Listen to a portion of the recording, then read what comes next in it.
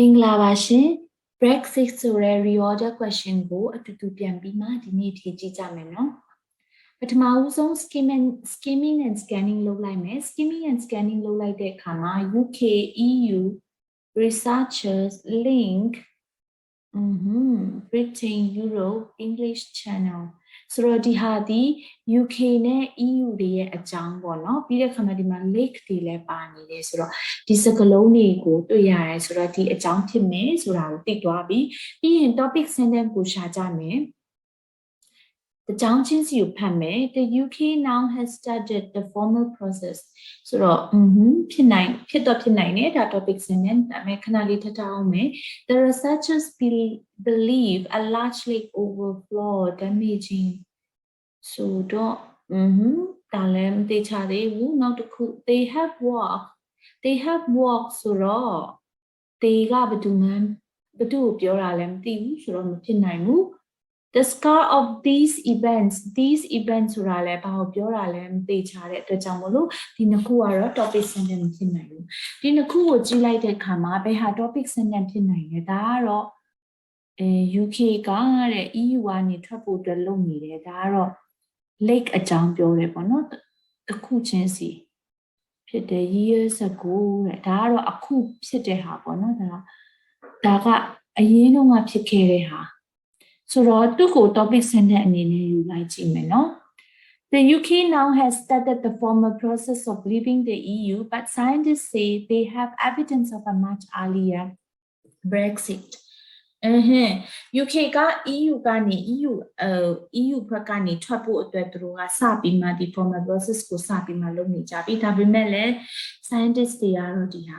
evidence လို့တယ်ဆိုပြီးမှပြောကြတယ်တဲ့เนาะဒီစာကြောင်းလေးအဲ့လိုဆိုတော့သူ့ရဲ့အတွဲကိုရှာမယ်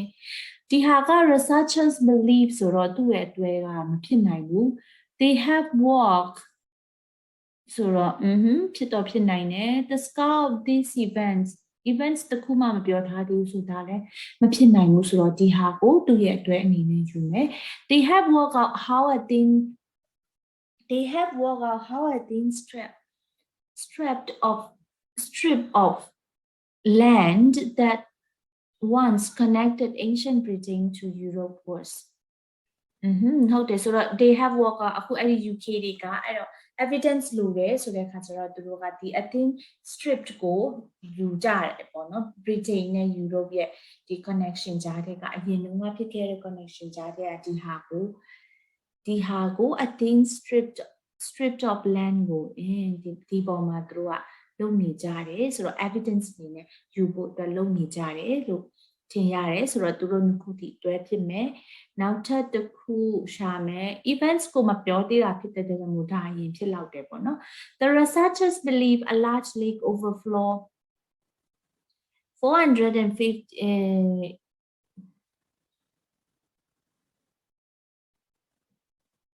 Researchers believe a large lake overflow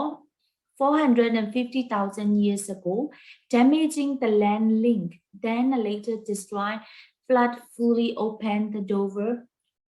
Dover Strait. So, the ရှင်းပြထားဒီ Europe နဲ့ Britain ရဲ့ဒီကြားထက်က link အကြောင်းပေါ့နော်အဲ့ဒီမှာအဲ့ဒီဟာ land ပေါ့နော်ဒီ a thin strip of land ကိုပြောထားတာပေါ့ဒီဟာမှာ The scar of these events can be found on the seabed of English Channel ဆိုဒီဟာဖြစ်လောက်တယ်ပေါ့နော်အစတုန်းက land lake large lake ရှိတယ်ပြီးတဲ့အခါမှာအဲ့ဒီဟာဒီပျက်စီးသွားပြီးမှဒီ land တစ်ခုရဲ့ link ကိုဖျက်ဆီးလိုက်တယ်ဖျက်ဆီးလိုက်ပြီးတဲ့အခါမှာအမျိုးစုံတွေဖြစ်ပြီးမှနောက်ဆုံးမှာ Dover ရေလက်ကြားဖြစ်လာတယ်ပေါ့ဆိုတော့ဒီ the scars of these events ဒီဟာကို seabed of English Channel မှာတွေ့နိုင်တယ်ဆိုတော့ဒီလိုလေးဆက်ပြီးစဉ်းစားပြီးမှဖြည့်ထားတာဖြစ်တဲ့ဒီ reorder ကမှန်လားမမှန်ဘူးလားဆိုတာကိုစစ်ကြည့်မယ်